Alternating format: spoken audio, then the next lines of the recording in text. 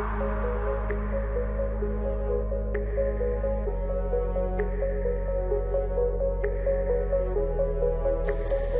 evening, everyone. Welcome to Zinzinu's Good Health Awareness Seminar. Prevention is better than cure. Prevention is always better than cure. It's like to understand, कोई चीज टूट जाए, so to join two broken parts, you can't get the similar results as you can get it if you could avoid the damage itself. So, you must prevent, you must understand things, कि damage होता क्या है, कब हो जाता है. So, एटॉलिफ, चलो, हो गया, नहीं पता था, डैमेज हो गया. So, if you prevent any further damage, जो भी हो गया, somebody told you, आपको सोराइसिस शुरू हो गया, आपको ऑस्टियोपोरोसिस शुरू हो गया, कोई बोलता है आपको हार्ट आर्टेरियल ब्लॉकेज शुरू हो गई. ओके, अब शुरू हो गई तो हो गई ना, क्या कर सकते. अब अगर आपको रीजन पता है ये क्यों होती है, तो आप उसको फर्दर डैमेज होने से रोको, यानी प्रिवेंशन. तो आप जब उसको और फर्दर डैमेज होने से रोकेंगे, अब जहां तक हो चुका उसका क्या होगा, आपकी body itself will heal. Your body is a master crafted machine, most intelligent machine ever that could be built on earth, and it's your body. ये अपने आप हील करना शुरू कर देगी. So today, like if any damage has occurred, like we were talking, so we will distinctly study a case of arterial blockage. कि अगर arterial blockage के बारे में आपको किसी ने कह दिया हो गया है, या कोलेस्ट्रॉल बहुत बड़ा हुआ है, ये है वो है, कुछ बताते हो रिपोर्ट करके डॉक्टर्स, तब हम उसको कैसे अवॉइड कर सकते हैं. सो जो परिवार ऑलरेडी जिंजिनो से ये नॉलेज लेकर के जिंजिनो यूज कर रहे हैं, वो जब किसी दूसरे परिवार से मिलते हैं, देन दे सिंपली से अपनी लाइफ तो मस्त है यार, तुम अपनी सुनाओ. बिकॉज ये जो जिंजिनो है ना, it is for the good health of everyone in the family, B it a 6 month old guy in the family or a 100-year-old person. This one particular substance, a solution, essence oil, it serves them all. सबको ये perfect कर देता है, बीमारी नहीं आने देता उसके बाद. जैसे हम जनरली कहा करते हैं कि आने और जाने की डेट वो तो तय है, उसको कोई डॉक्टर दुनिया का नहीं बदल सकता, कोई ज्योतिषी नहीं बदल सकता. बता सकते हैं कुछ लोग कैलकुलेशन से, गणना से, but they can't change it. So आप जिंजिनो लो या दुनिया का कोई भी सॉल्यूशन लो, वो चेंज नहीं होगा. हाँ, ये जिंजिनो ऐड किसकी लाइफ में होगा, वो योगा, वो मेडिटेशन, जिनसे इसी तरह प्रोलॉन्ग की जा सकती है, अच्छी हेल्थ लीड की जा सकती है. पर किसकी ये जिंदगी में ऐड होगा, जिसकी लंबी होगी. सो हम कई बार चाहकर भी, समझ करके भी वो चीज इस्तेमाल नहीं कर सकते अगर अपनी डेट जल्दी है. 1 साल में, 2 साल में, 6 महीने में, तो कोई सुनाता रहे, बताता रहे, वो असर यार पिताजी नहीं मानते, बहन नहीं मानती, मां नहीं मानती, तो भैया मैं नहीं ले सकता, ये महंगा बहुत है, कोई कुछ ये. So let it be there reasons. Why? Because you can not change anybody's destiny. But well, जिंजिनो एक चीज तो चेंज करती है,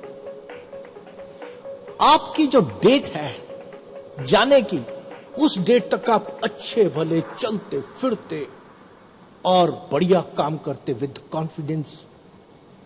एंड विद एनफ स्टैमिना आप वो कर सकते हो. And what ever I am talking, जो मैं आपको बता रहा हूं, क्योंकि I am not a doctor, तो ये जो भी मैं बातें बता रहा हूं, ये बातें मेरी अपनी प्रैक्टिकल की हुई, मेरे अपनी लाइफ पे, अपनी बॉडी पे की हुई. I am sharing all those insights. So welcome to Zinzino's Good Health Awareness Seminar. The speaker for you today is Rajneesh Sharma from Chandigarh. So, learn well about Zinzino and start consuming it regularly. मैंने कहा Zinzino बहुत अच्छा है.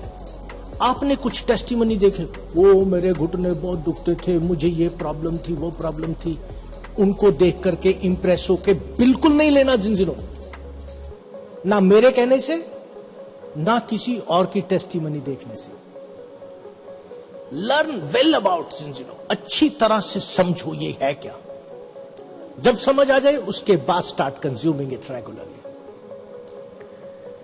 For real good health in general and for heart care in particular. बहुत सही health हो जाएगी और हार्ट केयर तो आपकी कमाल की हो जाएगी. So today we will explore about heart care. In this series we have been exploring about osteoporosis, psoriasis, prenatal care and so many. So today we are talking about heart care. So to prevent arterial blockage, to clear arterial blockage at all if it is there, and to avoid risk of heart attacks, what you need to do? Start consuming Zinzino Essence Oil. But when you are to start consuming, जब आपको यह समझ आ जाए कि yes, definitely it's good for you. और समझने के लिए पूरी तरह से डिटेल में, क्योंकि डॉक्टर की भाषा में समझाएंगे ना, तो आपको ये होगा ओके डॉक्टर कह रहा है. उसका ट्रैक रिकॉर्ड देखोगे कि उसने इतने ऑपरेशंस किए हैं, इतने वो किए हैं, तो भैया मैं भी ठीक हो जाऊंगा. नो, इसको समझा कि हाँ मेरे शरीर पे काम करेगी, मुझे जरूरत है, उसके बाद तब आप इसको लेंगे.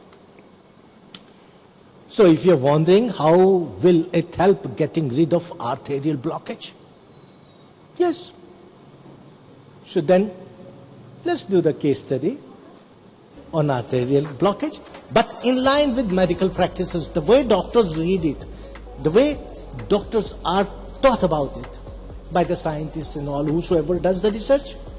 So they explain it to the doctors. So first of all, little bit of it we'll discuss the arterial blockage in line with the medical practices.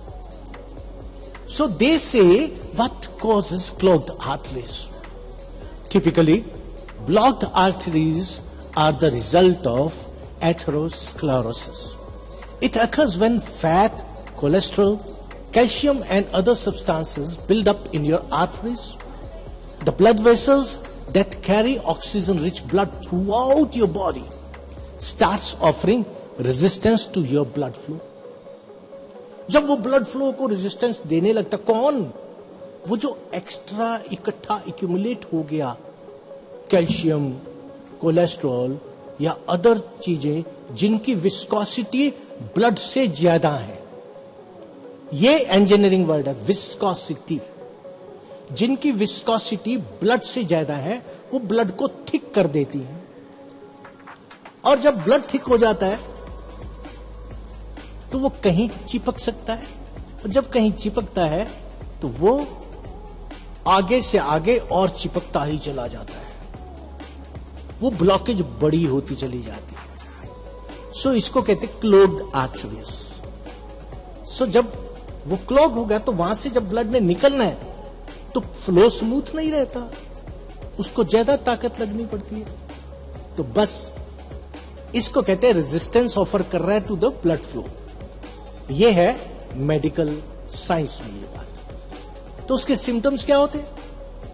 A completely blocked coronary artery will cause a heart attack. The classic signs and symptoms of heart attack include crushing chest pain और pressure, shoulder और arm pain, shortness of breath and sweating. Women may have less typical symptoms such as neck or jaw pain, nausea and fatigue. ये कुछ symptoms हैं जिससे जब आप doctor को बताते हैं, वो देखता है तो वो कहता है कि आपकी आर्टरी ब्लॉकेज है. तो इसीलिए तुरंत वो लिख देता है कि सबसे पहले तो ईसीजी कराओ, पैटर्न देखते हैं आपके पंपिंग का, फिर बाकी की बातें वो जो भी टेस्ट होते हैं one after the other, and then फिर आपको सजेस्ट करते हैं स्टेंट डलवाओ, बैलूनिंग कराओ, व्हाटएवर. सो वो ये मेडिकल प्रैक्टिस वालों की बात है, हम उसमें पढ़ नहीं सकते. We are not competent, we are not going to talk about it. Now let's understand arterial blockage in layman's language, in our language, जिसको आप और मैं आसानी से समझ सकते हैं. और इसको समझेंगे हम बेसन की बर्फी फिनोमिना से, बेसन की बर्फी के फिनोमिना से. And will be decoding arterial blockage through this phenomena. चलो, इंटरेस्टिंग, साउंड्स इंटरेस्टिंग. सो जब आपको बेसन की बर्फी, जैसे मैंने ट्राई की, तो मैंने वो सब मिक्सचर वो टेस्ट के हिसाब से समझ के मैंने बना लिया. बना करके जब मैंने उसे बर्फी बनानी चाहिए तो वो ऑब्वियसली था कि किसी ट्रे में रख के रोल कर देता. मैंने किया. जब मैंने उसको काट के उठाने की कोशिश की, सारी टूट गई, बिल्कुल वैसा ही पाउडर दोबारा बन गया. So one of the persons जो अच्छे से समझता था इस बात को, उसने मुझे कहा कि रजनीश, आप एक मिस्टेक कर रहे हो. मैंने कहा क्या? कहते you need to apply a thin layer of oil on the surface. जिसमें आप ये बर्फी का मटेरियल जमाना चाह रहे हो, उसमें एक थिन लेयर ऑयल की लगाओ. मैंने कहा क्यों? कहते आपके जो शुगर है ना, जिसने बॉन्ड किया है बेसन के ग्रेनुअल्स को बर्फी बनाने के लिए, एक केक बनाने के लिए, वो जब सूखती है तो वो दूसरे किसी सरफेस से अपना बॉन्ड बना लेती है. अब जिस ट्रे में आपने डाला उससे भी उसने बॉन्ड बना लिया. जब उससे बॉन्ड बना लिया तो उसका बॉन्ड वाज स्ट्रॉन्गर देन आपके बेसन के ग्रेनुअल से ज्यादा. उनका इससे ज्यादा स्ट्रॉन्ग था. जब आपने इसको उठाना शुरू किया तो वो उसके ऊपर चिपकी रह गई, यहां से वो क्रश हो गई. इंजीनियर हूं इसलिए बात समझ में आ गई. So applying a thin layer of oil on the surface, this helps in removing easily वो जो भी चीज बॉन्ड बना रही है with that surface. अब ये जो फेनोमिना है, इसको याद रखना अभी, क्योंकि ये रेफर करेगा अब आपकी उसके सॉल्यूशन के लिए जो आपकी आर्टेरियल ब्लॉकेज का कारण बना है तो ऑफ बीट, बट आप जरा थोड़ा ध्यान करेंगे, क्योंकि out of the box thinking के लिए नॉर्मल कोर्स से अलग सोचना पड़ता है. So the applying thin layer of oil helps move it easily, और आपके अच्छे केक बन जाते हैं, बेसन की बर्फी बन जाती है. So now come to typical arterial blockage. अब एक पाइप है, उसमें से ब्लड फ्लो कर रहा है. इस ब्लड में आपके ओमेगा 6 कंटेंट अगर ब्लड में ज्यादा हो गया, अगर ओमेगा 6 कंटेंट ज्यादा हो गया तो वो क्या करेगा, ओमेगा 6 और ओमेगा 3 का जो एक डिफरेंस है वो छोटा सा है. दोनों एडिबल ऑयल है. ओमेगा 6 उसकी विस्कोसिटी ज्यादा है, ओमेगा 3 की विस्कोसिटी कम है. ओमेगा 3 इजीली फ्लो करता है, पतला है in nature, it is lesser viscous. Omega 6 उसकी विस्कोसिटी ज्यादा है और वो थोड़ा स्लो फ्लो करता है. अब ये ब्लॉकेज हुई क्यों, अब इस पे आते हैं. अब एक रेफर करिए, आप कभी बरसात का मौसम आ गया, आप देखना आपके घर के आगे से पानी सड़क पे बह रहा है, और जब वो पानी बह रहा है तो जा रहा है, सड़क से जा रहा है, चलता जा रहा है। अब कहीं से कोई कपड़ा, कोई पेपर, कोई लकड़ी, कुछ घास फूस, पॉलीथीन, वो कुछ बह के आ गया, और किसी जगह पे कोई रेजिस्टेंस थी ऑलरेडी, यानी या तो बेंड था रोड पे, या कोई पत्थर पड़ा था, कुछ था, तो उसके ऊपर आके वो रुक गया। जब वो रुक गया तो आप देखोगे कि वो जो मटमैला पानी जब शहर से आ रहा है तो कुछ गंदवंद तो साथ ला ही रहा है, वो सारे का सारा आकर के इसी जगह पे रुकता जा रहा है, रुकता जा रहा है, रुकता जा रहा है, रुकता जा रहा है, और आप देखते हो कि एक बड़ा ढेर बन गया गंद का। तो ये पहले नहीं रुक रहा था, अब रुका, अब जितना था उससे बड़ा होता जा रहा है। अब इस बात से देखिए कि ब्लॉकेज होती क्यों है। अब आपकी बॉडी में ट्रांसफैट या ओमेगा 6 ट्रांसफैट, ये दो डिफरेंट टर्म्स है, थोड़ी सी ट्रांसफैट उससे भी जिद्दी है। इसको अगर आप समझना चाहेंगे तो आप जब कुछ फ्राई करते हो ना घर पे, तो फ्राइंग में ऑयल, मान लीजिए आपने ओमेगा 3 ऑलिव ऑयल ले लिया, उसमें पका रहे हो ऑलिव ओमेगा 3, राइट, लेकिन जब उसे हीट कर रहे हो तो उसकी लिक्विड पार्ट, जो पानी वाला पार्ट है, वो इवेपोरेट हो रहा है पहले, तो वॉल्यूम कम हो रहा है उस ऑयल का, तो जो ऑयली पार्ट था वो तो उतने का उतना है, सो लेसर वॉल्यूम में ऑयलीनेस ज्यादा हो गई, तो वो बन गया मोर विस्कस ऑयल। तो जो ओरिजिनली ओमेगा 3 था वो ओमेगा 6 में चेंज हो गया, हीटिंग के कारण, ऑयल की हीटिंग के कारण, अब वो ओमेगा 6 बन गया। ओके, अब इसी के दौरान आपके घर में ऊपर चिमनी लगी हुई है, कुछ इवेपोरेट होके उस चिमनी में गया, जो चिमनी में गया उसको आप कोशिश करें अब साफ करने की। पहला, जो तो आपकी कढ़ाई में था उसको तो आप अपना नॉर्मल वाइपर लेते हो, नॉर्मल अपना डिटर्जेंट लेते हो, वो इसमें मारते हो तो वो साफ हो जाता है बड़ी आसानी से, डिग्रीज हो जाता है। दैट मीन्स ओमेगा 6 को हटाना कढ़ाई से, उस सरफेस से, वाज इजियर। अब जरा कोशिश करो उस वाले को जो चिपक गया कहां पे, चिमनी में। भाई साहब, आपका कोई डिटर्जेंट काम नहीं करेगा, कोई स्क्रब काम नहीं करेगा, ताकत नहीं लगेगा, आप प्रोफेशनल को बुलाओगे, वो कोई केमिकल से उतारेगा उसे। इसी ऑयल का इवेपोरेटेड पार्ट है जो जाके वहां चिपका है। सो ये होता है ट्रांस फैट। अब जब आप कोई पकोड़ा फ्राई कर रहे हो, उस पकोड़े में जो तो उसकी सरफेस टेंशन के कारण, सरफेस रफनेस के कारण जितना ऑयल तो साथ में आ गया जो आपके खाने में जाएगा, वो तो है ओमेगा 6, और उसके सरफेस के नीचे से जो बॉयल होके आ रहा था, जो उसके नीचे वाले सरफेस पे चिपका, वो है ट्रांस फैट।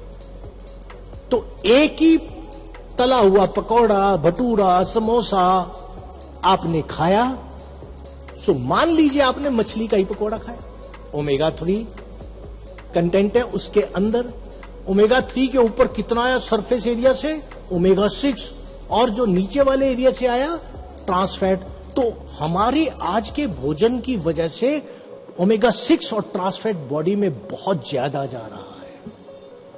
हम तो कुछ खाते नहीं ऐसा, ये कोई भी ऐसा कह देता है, पर आप कुछ भी खा रहे हो आज के दिन, फूड हर एक सिर्फ उसकी टेस्ट, क्रिस्पीनेस और शेल्फ लाइफ बढ़ाने के लिए मेजॉरिटी ऑफ थिंग्स वो फ्राइड आ रही हैं।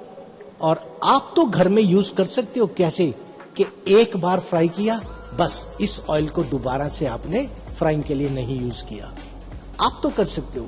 लेकिन वो प्रोफेशनल, वो जो समोसे बना रहा है, भटूरे बना रहा है, जो मिठाई की दुकान वाला है, वो कभी भी ऐसा नहीं करेगा, वो तो चलता ही जाएगा, यूज ही कर, उसमें ही थोड़ा और डाल देगा, तो वो ट्रांस फैट और ओमेगा 6 भरपूर आपको सप्लाई कर रहा है। और जितना आप ये खा रहे हो उतना बॉडी में ओमेगा 6 बढ़ाते जा रहे हो, ट्रांस फैट बढ़ाते जा रहे हो। और वो कैसे, अब वही वापस चलते हैं कहां, वो पानी के साथ जो लकड़ी या कपड़ा जो बह के आ गया था।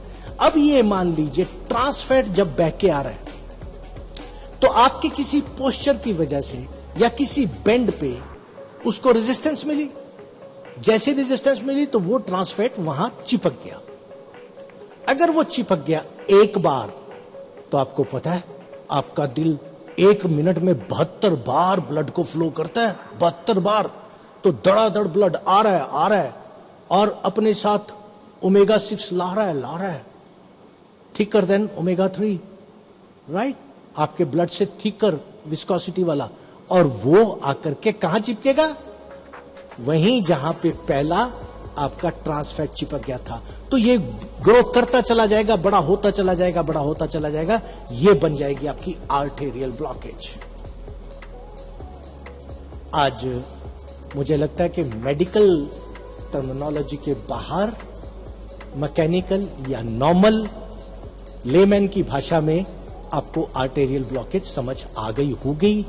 अगर लगता है कि हां कुछ जस्टिफाइड है, ऐसा ठीक लगा, तो आप जो भी मेरे दोस्त जल्दी से जल्दी अपने चैट बॉक्स में जाकर के टाइप कर सकते हैं कि अंडरस्टूड, तो यू टाइप कर दें, खाली यू।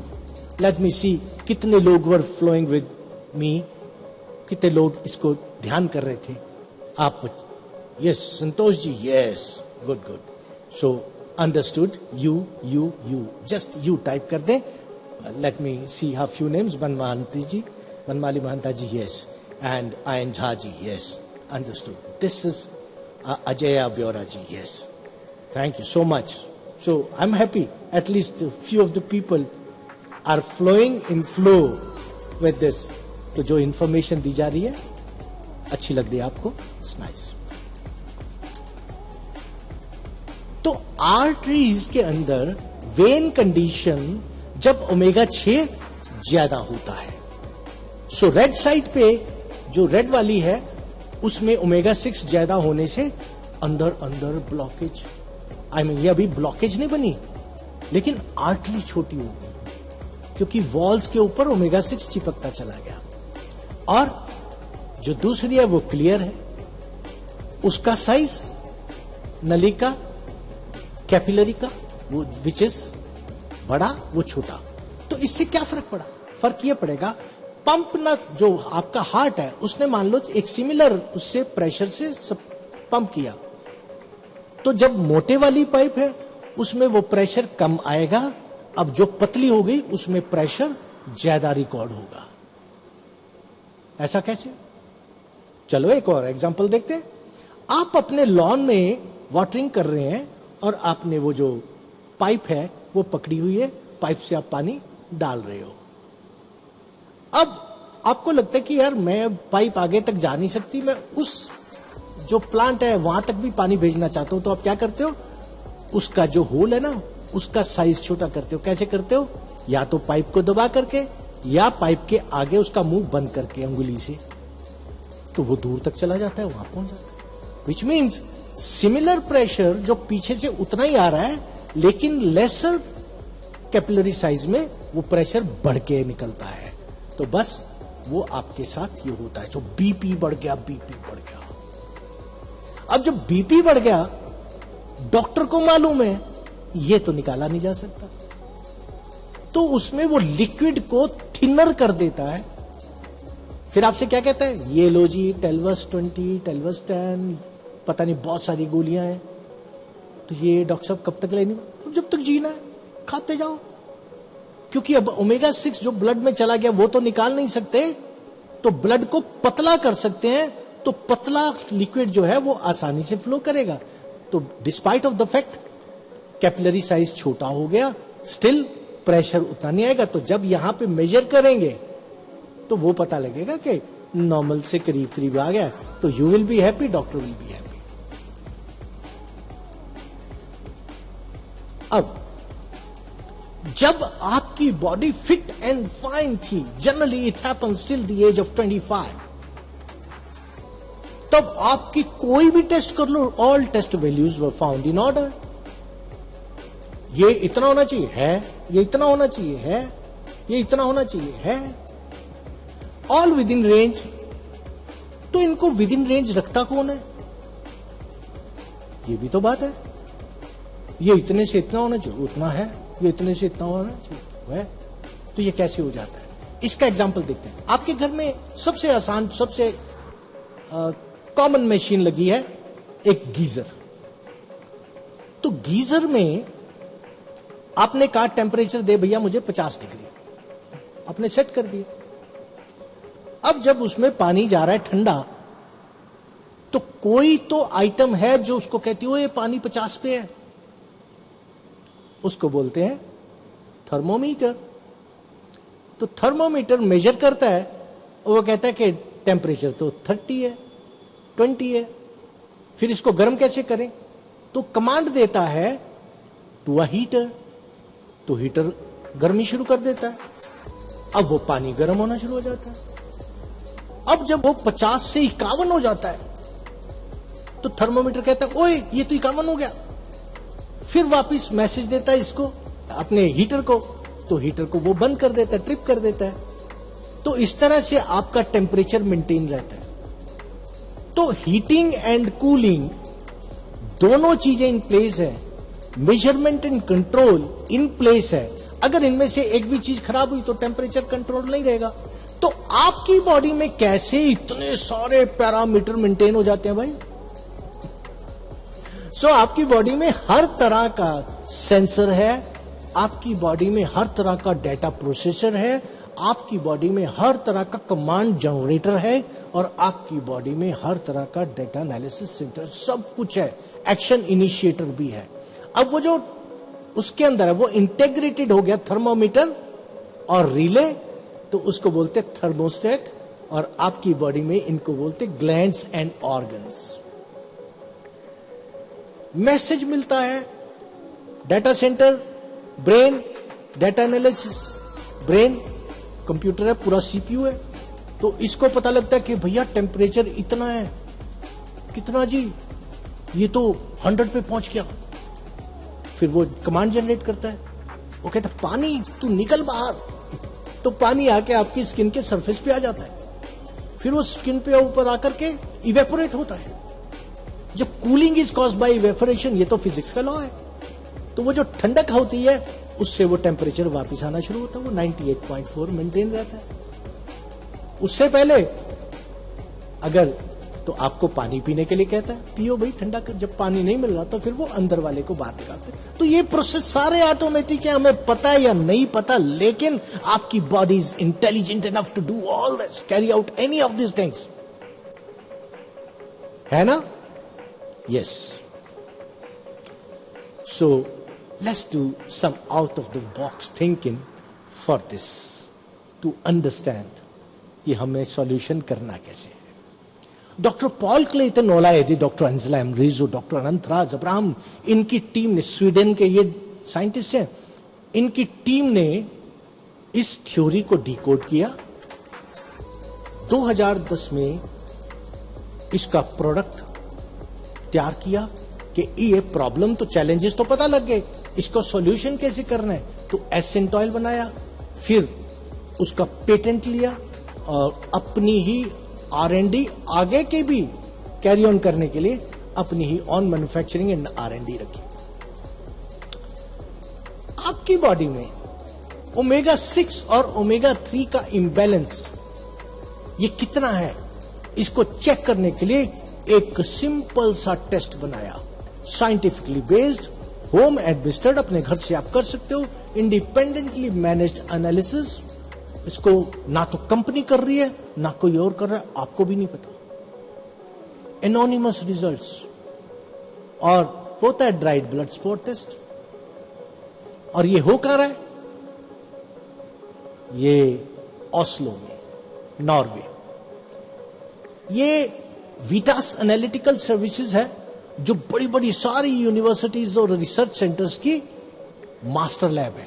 क्योंकि जब भी हर रिसर्च सेंटर की अपनी लैब्स होती हैं, तो उसमें रिपोर्ट बना के व्हेन दे आर सेटिस्फाइड तो वो कहीं सबमिट करते हैं कि मेरी ये कैसी है जी, रिपोर्ट चेक करो जी, तो जो भी अप्रूविंग अथॉरिटी होती है वो इसकी रिपोर्ट थोड़ी मानेगी।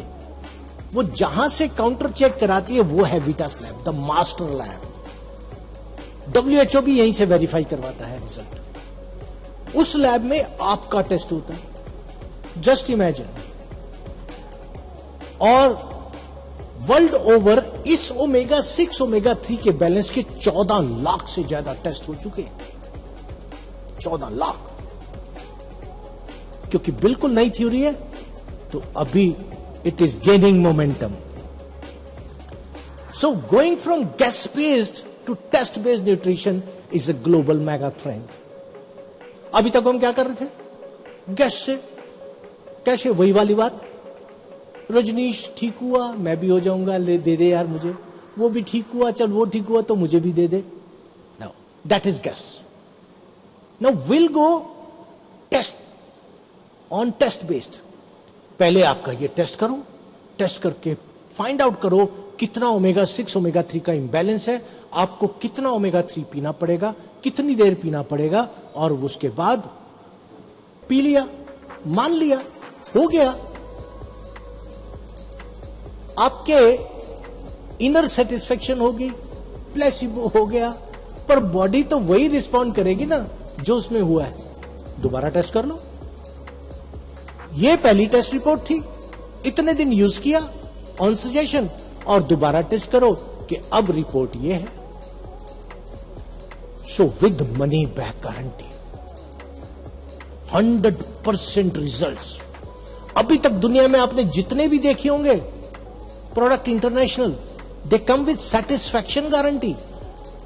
This is the first ever product that comes with performance guarantee. 4 महीने आपको बताया कि 4 महीने में आपकी बॉडी बैलेंस कर सकता है आपकी टेस्ट रिपोर्ट के अकॉर्डिंगली। तो आपने टेस्ट रिपोर्ट ली, 4 महीने प्रोडक्ट यूज किया, दोबारा टेस्ट किया, नई रिजल्ट आया, पैसे वापस। कितने प्रोडक्ट के भी, टेस्ट के भी, दोनों टेस्ट के। अब आप सोच सकते हो कि कितने कॉन्फिडेंस है इस प्रोडक्ट के ऊपर। सो 14 लाख टेस्ट ये कर चुके, north America, Europe, middle east, Africa, Asia, south America. वो खाली इंडिया की बात नहीं है, anywhere in the world 97% of people have failed this test. उनका ओमेगा 6 ओमेगा 3 बैलेंस्ड नहीं है। That is causing all such problems. कौन सी, जो भी हमने की, arterial blockage, this imbalance is causing. तभी वो कहते हैं अब ये कैपिटल बनता जा रहा है हार्ट अटैक का, ये कैपिटल बनता जा रहा है। अरे ओमेगा 6 ओमेगा 3 का इम्बैलेंस है यार, समझ लो, मेंटेन कर लो, बच जाओ। जब मुझे ये थ्योरी समझ में आ गई तो मैंने भी अपना टेस्ट करवाया। मेरा टेस्ट की रिपोर्ट आई 68:1 आ गई। तो क्या हो गया, 68:1 नंबर ही है, वो हम कहते हैं ना what is in the numbers, तो 68:1 मैंने भी ऐसा ही समझा। तो उन्होंने बताया कि आपकी प्रोटेक्शन वैल्यू 0 है, वट एवर ये सारी टेस्ट रिपोर्ट्स थी। तो इन रिपोर्ट से मुझे कुछ महसूस नहीं हुआ।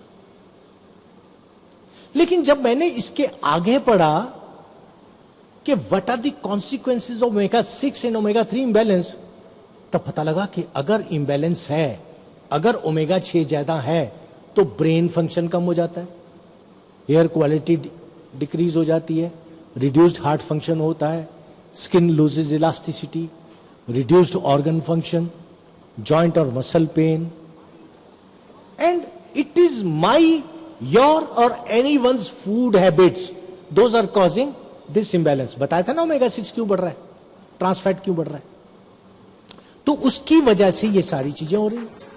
तो मेरा नंबर 68:1।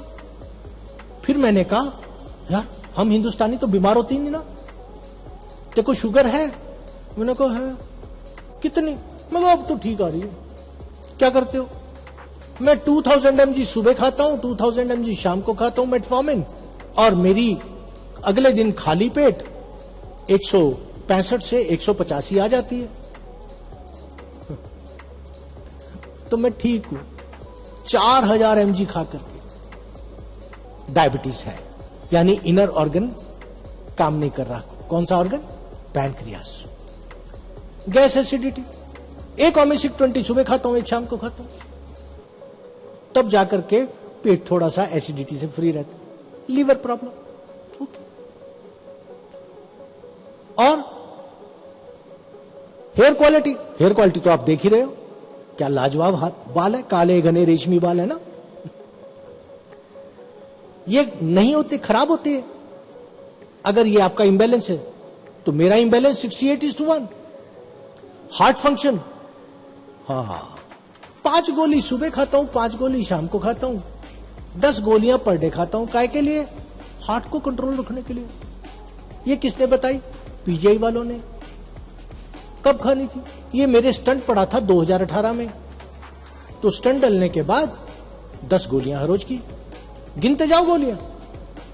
हम बीमार नहीं था, मैं मानते ही नहीं हम हिंदुस्तानी अपने आप को बीमार।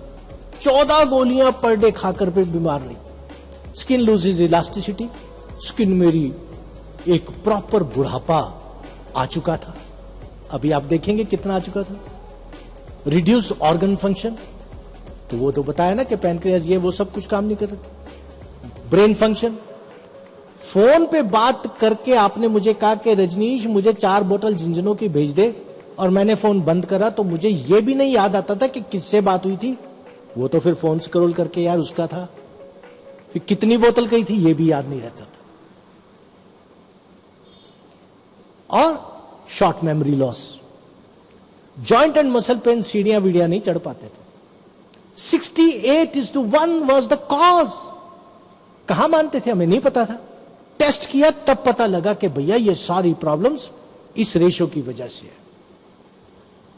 सो अब वो इम्बैलेंस तो था, बैलेंस लाने के लिए क्या करना था? The best option to strike the balance between omega-6 and omega-3, let's discuss that.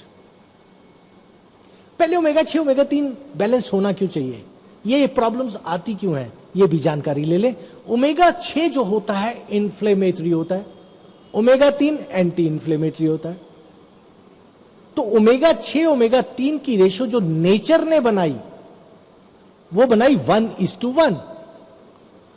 और WHO ने अपनी रिसर्च के हिसाब से कह दिया, स्टडीज के हिसाब से, कि ओके मैक्सिमम परमिसिबल इज 3:1, यानी 3 गुना omega-6 आपकी बॉडी में हो तब भी आपका शरीर नॉर्मली काम करता है।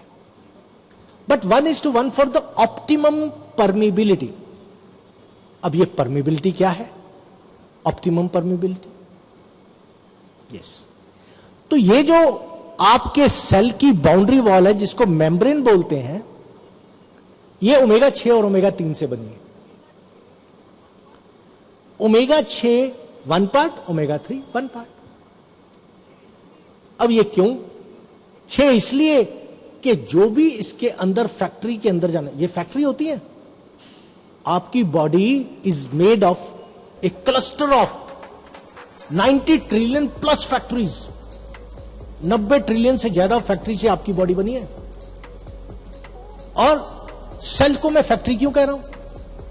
अरे आप खुद सोच लो, आपने अपनी आंख का लेंस कब कुछ सोच के मंगवाया था, बनवाया था? नहीं।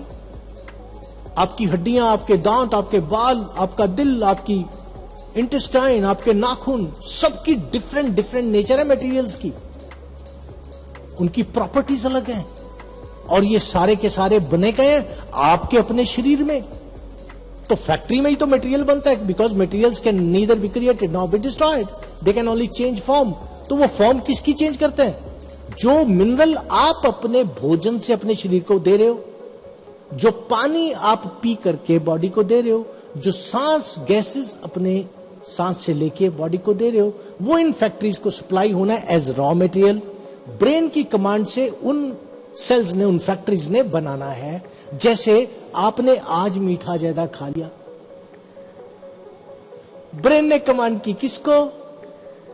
पैनक्रियास को, कि भैया आज जरा इंसुलिन ज्यादा बना दे। वो इंसुलिन बनाएगा, क्योंकि जब तक वो एक एग्जांपल हमने लिया था ना कि सब कुछ नॉर्मल आ रहा था, तो नॉर्मल कैसे आ रहा था?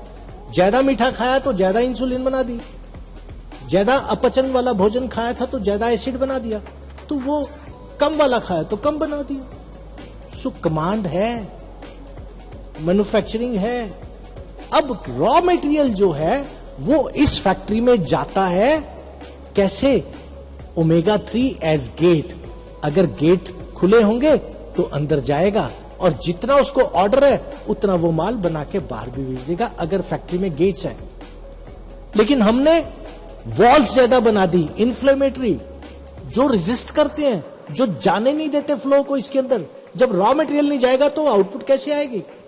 तो पैनक्रियाज जिस वक्त कम बनाने लगा इंसुलिन, जब पैनक्रियाज इंसुलिन कम बनाने लगा तो तब क्या हुआ? पैनक्रियाज की थोड़ा खराबी है, ब्रेन की कमांड की थोड़ा खराबी है। खराबी है कि आपकी बॉडी में ओमेगा 6 बढ़ा हुआ था, तो सेल की जो मेम्ब्रेन थी उसमें वॉल्स ज्यादा हो गई थी, गेट कम हो गए थे, तो रॉ मटेरियल की सप्लाई जितनी जाएगी उतनी तो आउटपुट देगा, तो पूरी नहीं दे रहा था। तो हमारे डॉक्टर साहब ने हमें क्या किया? उन्होंने हमें इंसुलिन कवर करने के लिए, उसको कंपेंसेट करने के लिए मेटफॉर्मिन दे दी। मेटफॉर्मिन आपकी बॉडी में जा करके अंदर की सिक्रीशंस एसिड से मिल करके, वो टेस्टेड ट्राइड है, वो इंसुलिन बना देता है। जब वो भी बननी बंद हो जाती तो आपको बोलते हैं डॉक्टर कि अभी आपकी टाइप चेंज हो गई, अब आपको इंसुलिन बनी बनाई लेनी पड़ेगी। Got it? सो जो आपका स्पॉइल स्पॉट था वो तो था आपका ओमेगा 6। हम पैनक्रियास को दोष दे रहे हैं, हम लीवर को दोष दे रहे हैं, हम हार्ट को दोष दे रहे हैं। अरे ओमेगा 6 जैसे ही आपने कम कर दिया, कम नहीं कर सकते, बैलेंस कर सकते ओमेगा 6 ओमेगा 3। अभी बताता हूं कैसे। तो जैसे ही वो बैलेंस कर दिया, गेट और वॉल बैलेंस कर दी, आपके ऑर्गन्स की परफॉर्मेंस शुरू हो जाएगी और आपका शरीर अच्छा होना शुरू हो जाएगा। So my test report, since it said 68:1, तो to rebalance your insides, तो हमें अब क्या करना होगा? ओमेगा 3 पीना पड़ेगा, राइट? और उसके लिए यही डॉक्टर ओलायदे और ये जो 4 लोगों की टीम, इन्होंने ये एक स्पेशल ऑयल बनाया, जिंजिनो एसेंट ऑयल। ओमेगा 3 तो है, बट इंजीनियर्ड ओमेगा 3 है। इसमें पॉलीफिनोल्स 100% है। जितने भी ओमेगा 3 आपको दुनिया में मिलेंगे उसमें पॉलीफिनोल्स 40% मिलेंगे। क्यों? क्योंकि फिश ऑयल है, उसमें हैवी मेटल साथ में आते हैं। अब आपको फिल्टर करके ही देने पड़ेंगे, तो एक प्रोसेस है, वो प्रोसेस करेंगे तो वो हैवी मेटल्स को तो निकाल देगा, मर्क्यूरी को तो निकाल देगा, लेकिन साथ साथ पॉलीफिनॉल को भी निकाल देगा। तो उनका निकालेगा तो हमारी कंपनी का नहीं निकालेगा, निकाल दिया।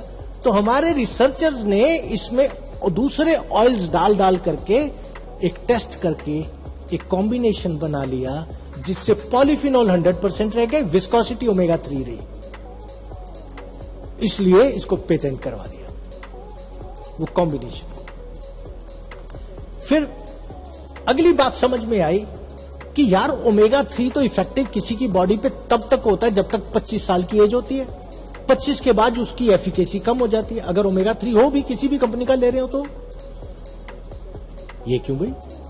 इसलिए क्योंकि ओमेगा 3 तो सेल का एक पार्ट है, लेकिन सेल्स नए जनरेट होंगे तभी तो हेल्दी होंगे। तो regeneration is caused by EPA, DPA, DHA. ये कंटेंट 2500 mg पर डे आपकी बॉडी यूज करती है, और आपकी बॉडी में 25 साल की उम्र तक ये एनफ होता है। जब आपकी बॉडी में एनफ होता है तो रीजेनरेशन होती रहती है, तभी तक हम 25 साल की उम्र तक ज्यादातर जवान रहते हैं। अब जैसे जैसे ईपीए, डीपीए कम होना शुरू हो जाता है, ये ग्रेजुअली होता है, जितना जितना कम हो रहा है उतनी रिप्रोडक्शन सेल्स की कम हो जाती है। ये झुर्रियां वुरियां पड़ना, ये सब इलास्टिसिटी हार्ट की सबकी वो कम होना, उसका कारण ये ईपीए, डीपीए, डीएचए कम होना है। तो इन्होंने क्या किया? 2500 mg आपके इसी कंटेंट में डाल दिया। अब आप किसी भी एज में ओमेगा 6 लेंगे, ये उतना ही इफेक्टिव होगा जितना आप अगर बचपन में लेते तब भी। इसलिए ये ओमेगा 3 दूसरों से डिफरेंट है। जिसके कुछ देर भी कमी रह गई तो उसके विटामिन D3, E6 की बहुत जरूरत है, क्योंकि आपकी कैल्शियम एब्जॉर्प्शन कम हो जाती है, फास्फोरस एब्जॉर्प्शन कम हो जाती है, आपकी इम्यून सिस्टम कम हो जाता है। तो इसके लिए विटामिन D3 E6 कंपेंसेट करने के लिए चाहिए होता है, तो ये भी इसके अंदर इसका पार्ट बना दिया। अब किसी एज में आप ले रहे हो तो कोई ना कोई बीमारी के लिए आपको पहले डॉक्टर ने कहा हुआ ये तो मेडिसिन इसके लिए लिया कर, ये लिया कर, तो हम उसको छोड़ भी नहीं सकते क्योंकि वो तो एलिमेंट है ना, उसको रिपेयर करना है। अभी प्रिवेंशन तो नहीं, हम तो बीमार हैं, तो वो दवा तो नहीं छोड़ सकते, लेकिन उसके साथ ये चीज यूज करें तो इसका रिएक्शन होने का खतरा है। तो इसलिए इसमें 1% भी केमिकल नहीं है, टोटली नेचुरली सोर्स्ड इंग्रेडिएंट से ये बनाया है, सो दैट आपकी बॉडी में कभी भी रिएक्शन ना करे। अगर अब आपको दोबारा से अपनी बॉडी को अच्छा करना है,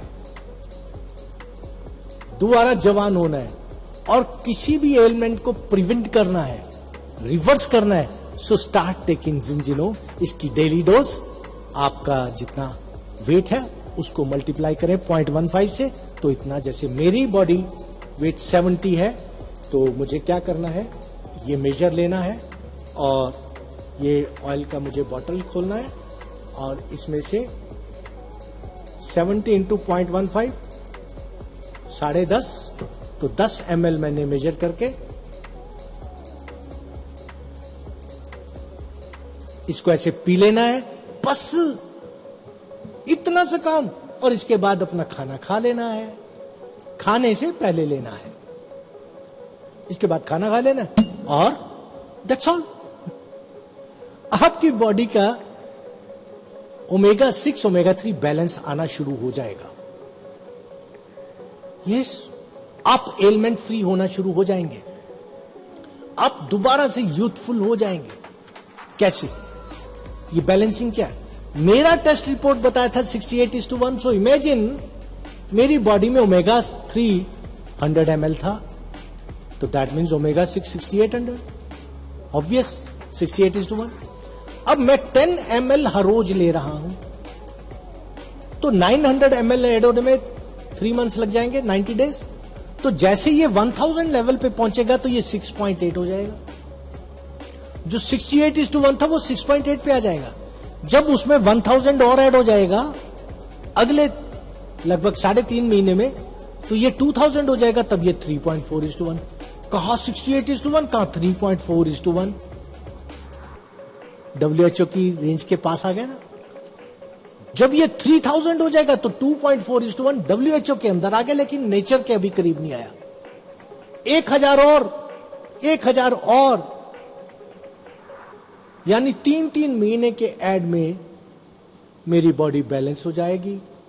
जब बॉडी बैलेंस हो जाएगी तो फिर कमाल हो जाएगा। तो इसके डायरेक्ट प्रोपोर्शन में जो बैलेंस हुआ, तो पैरालिसिस हो, अर्थराइटिस हो, सोराइसिस हो, ऑस्टियोपोरोसिस हो, हार्ट पेन, आप कोई भी नाम ले लो, सबको कहते हैं कोई इंबैलेंस है, हार्मोनल इंबैलेंस, ये ग्लैंड काम नहीं कर रहा, ये आपका ऑर्गन अंडर परफॉर्म कर रहा है, इसलिए ये प्रॉब्लम है। अब जब आपकी सारी फैक्ट्री 90 ट्रिलियन फैक्ट्रीज नॉर्मल होनी शुरू हो गई, तो वो ग्लैंड पहले की तरह काम करना शुरू हो जाएंगे, ये सारी की सारी बीमारियां अपने आप रिवर्स होनी शुरू हो जाएंगी।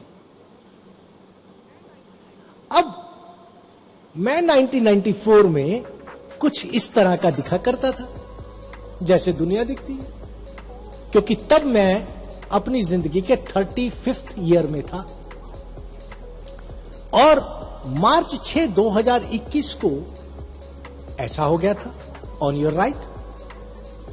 अब मैं सेटिस्फाइड था, 27 साल की जर्नी होगी, 62nd ईयर में मैं हूं, तो भैया होना ही था बुढ़ापा, क्योंकि तब इस बात की नॉलेज नहीं थी, तब मैं वही वाला था। तो क्या हो गया, 4000 खा के मेरी शुगर तो कंट्रोल हो रही है ना जी, 10 गोलियां रोज खा के हार्ट प्रॉब्लम तो कंट्रोल में है ना जी। ये तब उस नॉलेज के वक्त का कमाल है, क्योंकि 18 में स्टेंट पड़ा था, 2014 में हेपेटाइटिस हुआ था जब बाल उड़े थे, ये 2021 में यानी 62वें साल में मैं ऐसा हो गया था। मैं इसको नॉर्मल कोर्स समझता था। अब जब हमने ये सब नोटिस किया, समझ लिया कि मेरी को जिंजिनो काम नहीं कर रहा मेरी बॉडी में। आप भी इस गलतफहमी में मत रहना। आपकी बॉडी काम करती है। ये जो इतनी सारे ऑर्गन्स बनाए हैं ना भगवान ने आपकी बॉडी में, ये काम करते हैं। इनके काम को चोक कर दिया था हमने ओमेगा 6 बढ़ा करके। जिंजिनो ने उस ओमेगा 6 ओमेगा 3 को बैलेंस कर दिया। इन ऑर्गन्स को, इन वो थायराइड पता नहीं क्या क्या होते हैं, उन सारे ग्लैंड्स को दोबारा से अपनी नॉर्मल फंक्शनिंग पे ला दिया। और वही आपकी बॉडी हीलर्स के रोल में आ गई। आपकी बॉडी खुद से आपके शरीर को ठीक करने लग गई। एंड अब आप देख रहे होंगे, वो तो फिगर थी मेरी 62nd ईयर की, आज मैं 65th ईयर में हूं, 2024, 65वें साल में। तो ये जो फर्क पड़ा, तो ये कैसे पड़ा? ये स्किन गुड हेल्थ, ये भी एक बड़ा अच्छा जिंजिनो की देन है। इसमें ओमेगा 3 है मेरी स्किन के सेल को मजबूत करने के लिए, उसकी ड्यूरेबिलिटी 35 घंटे करने के लिए इसमें वो पॉलीफिनोल्स 100%, और जो सेल्स के बॉन्ड हैं आपस में उनको इंप्रूव करने के लिए इसमें कोलेजन है। तो इसको क्या करना है? सिंपल, एक इतनी सी बूंद लेनी है, क्योंकि ये सीरम है तो छोटी सी बूंद लेनी है, और इसको, जो क्रीम्स होती है ना वो फैलती नहीं,